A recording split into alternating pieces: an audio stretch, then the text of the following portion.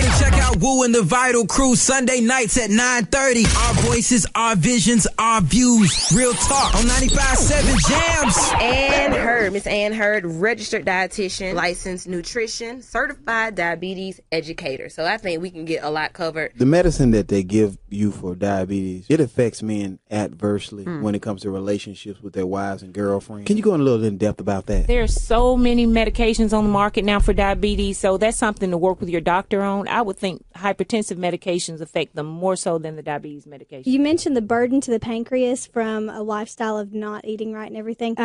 Is that reversible, or once that damage is done, is it just done? Good question. Can you change your lifestyle and reverse some of that damage? If there's severe damage or long-term, once you're placed on insulin, yes, you can come off of insulin. You can, but it really depends on what's left as far as the function of your pancreas and your sugar being able to come back down to a halfway normal level. 95.7 Jams. Today's show, very, very heavy show. So if you're listening and you have any comments, I'll go ahead and give you the address now. Go Vital Show at yahoo.com. Go Vital Show at yahoo.com. Send your comments there. Or if it's quicker for you to just put woojams at yahoo.com, do that. woojams at yahoo.com is the email address for you to be interactive with us. So we're talking about domestic and dating violence. Well, I was dating someone a few years ago, and we ended up going out of town together, and it escalated. We had an argument, and it escalated to the point where he was putting his hands on me, and then I ended up leaving and things like that. And I never talked to him again, but I was lucky to get out of it because it never got to the point where I was physically hurt. It was more of an emotional and a mental thing with that. The whole time he had turned the grease on, he's still, saying stuff to me. He had me actually backed up in a corner. He's sitting in a chair. I'm sitting on the floor in a corner. He just beating me in my face. Just everything, just anything you can imagine. Yeah. So I'm thinking, like, in my head, I'm like, he's not going to do this because this is insane. Nobody's that crazy. Right. So he, after time go by, he takes a little teacup, put some water in it, pour it over in the grease. So he wants to make sure that it was hot enough for him.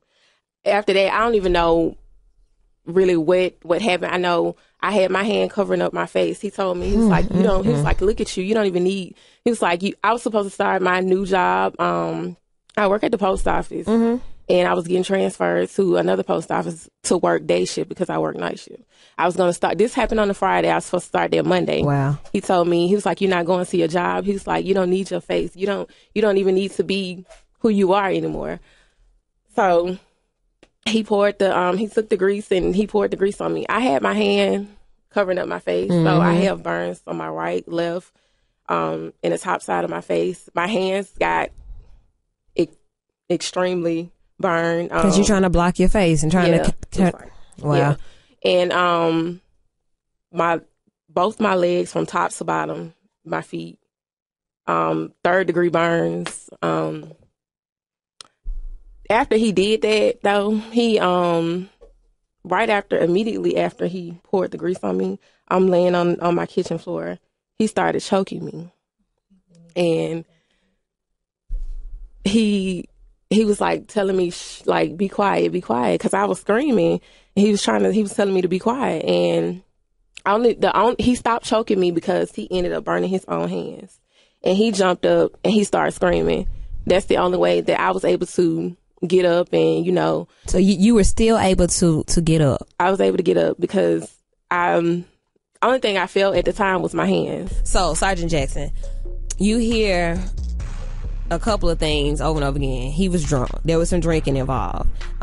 He snapped. I hit him first, and he reacted. What are you hearing? I hear those things. What are you hearing from those things, though? I think some of the misconception is, alcohol, drugs, no matter what it is, gambling, whatever. Those are things that maybe attribute to domestic violence, but that's not domestic violence. It's about just power and control. Be sure to check out Woo and the Vital Crew Sunday nights at 9:30. Our voices, our visions, our views. Real talk on 95.7 Jams.